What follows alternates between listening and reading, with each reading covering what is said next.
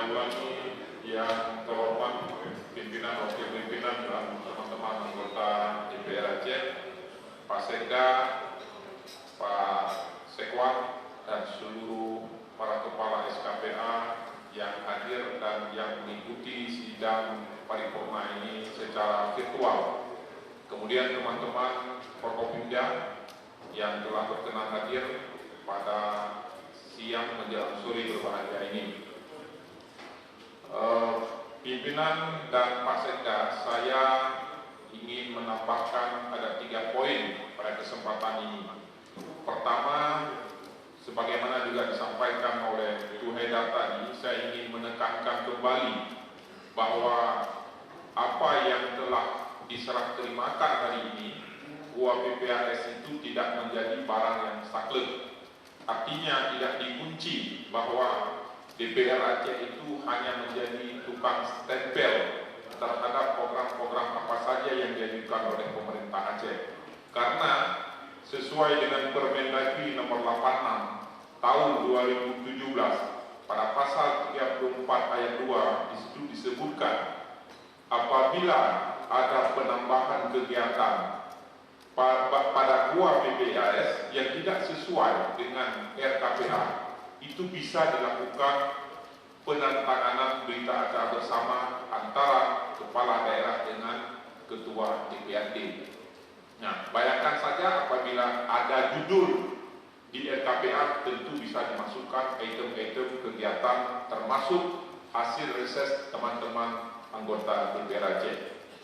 Kedua, Pak Sekda, terkait dengan kondisi yang sebagaimana kita ketahui bersama, dan ini juga merupakan keluhan daripada masyarakat, terutama di daerah pesisir timur Aceh. Jadi hampir setiap menjelang malam itu antrian panjang truk dan kendaraan-kendaraan penumpang yang menggunakan BBM solar dan biosolar itu antri sangat panjang dan membuat kemacetan arus lalu lintas Medan Banda Aceh.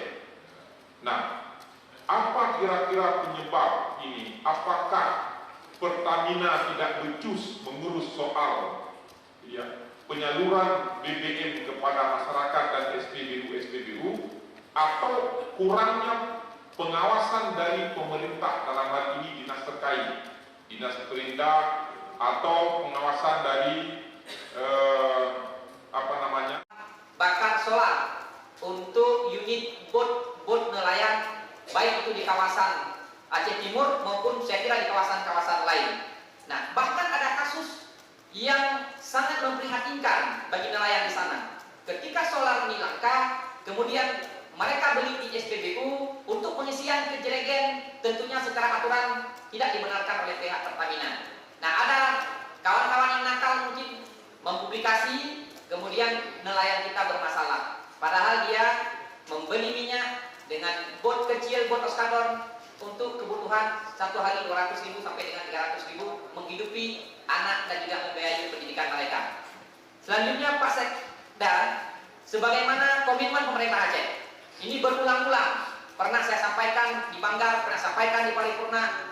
Komitmen pemerintah Aceh soal pembangunan jalan multi-use Perlak Lokop segmen 1, segmen 2 sudah dikerjakan, segmen 3 sudah dikerjakan, segmen 1 yang menjadi urat nadi yang dekat sekali dengan pintu masuk jalan Medan Banda Aceh, ini kondisi dan nasibnya seperti apa? Ya, kalau memang komitmen pemerintah Aceh mau meneruskan segmen 1 ini, janganlah ada kepentingan terhadap proses lelang ini sehingga menghambat proses pembangunan di sana. Tuntaskan segera. Siapapun dia yang mengikuti sesuai dengan prosedur yang berlaku perusahaan, menang kasih menang dia. Jangan banyak tolak tarik gajah yang berkelahi, rakyat di sana yang sengsara. Mobil truk terbalik terus, truk sawit, truk bahan material bangunan, alat-alat bangunan mahal di toko, mahal di penaruh. Rakyat menjerit di sana. Tidak ada lagi kepercayaan rakyat terhadap pemerintah di sana. Kalau kondisi seperti ini, waktu sangat singkat sekali. Ini Oktober, masuk November. Multias itu berakhir 2022, sama dengan berakhirnya jabatan Gubernur Nova Iriansyah sesuai dengan MOU. Berapa yang akan terkejar pembangunannya? Uang yang tersisa 155 miliar. Berapa yang bisa dihabiskan kalau jangka waktu 8 bulan? 7 bulan, tentu 10 miliar, 20 miliar, tidak akan terkejar Pak Sekda. Ya, saya menaruh perhatian besar Pak Sekda. Komitmen pemerintah Aceh ini tetap kami pertanyakan. Jika dalam kurun waktu ini Pak Sekda tidak merespon ini, saya akan kerahkan bisikan masyarakat di demo ke gubernur. Terima kasih. Assalamualaikum warahmatullahi wabarakatuh.